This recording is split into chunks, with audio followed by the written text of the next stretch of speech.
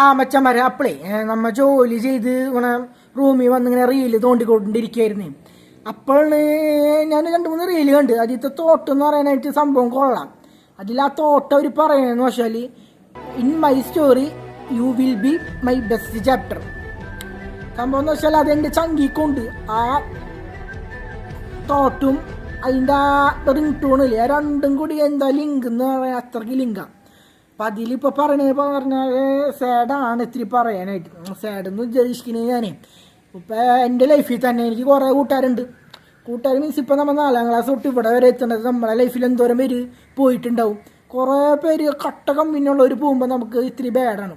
അപ്പം ഞാൻ കമ്പനി വന്നിട്ട് തന്നെ 2-3 പേര് നമ്മളെ അവരുടേതായ ഇതിക്ക് പോയി, അവർ വിട്ടുപോയി.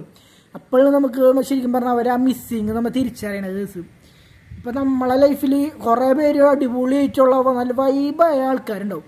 പക്ഷേ ശരിക്കും പറഞ്ഞില്ല അവരൊക്കെ പോകുമ്പോൾ നമുക്ക് കറക്റ്റ് ആ മിസ്സിങ് നമ്മൾ അറിയുന്നു. പിന്നെ എന്ത് പറയാം, ഇതൊക്കെ ലൈഫ്. നമ്മളെ ജീവിതത്തിൽ ശരിക്കും പറഞ്ഞാൽ കുറേ പേര് വരും പോവും. പിന്നെ നമ്മൾ ഇടയ്ക്ക് ഒറ്റപ്പെട്ടിട്ട് പോലെ തോന്നും. ചിലർക്ക് അത് ചുട്ടും താങ്ങാണ്ട് ആത്മഹത്യ ചെയ്യണവരും ഉണ്ടാവും. അത് 100-1-2 പേര്. ഇപ്പം എൻ്റെ കേസിൽ നിന്ന് പറയണമെങ്കിലും നല്ല കമ്പനിയുള്ള കൂട്ടുകാർ ഇപ്പം നമ്മളെ വിട്ടു പോകുമ്പോൾ നമുക്ക് വിഷമം. അതിപ്പോൾ ആർക്കായാലും അങ്ങനെ തന്നെയാണ് അല്ലേ.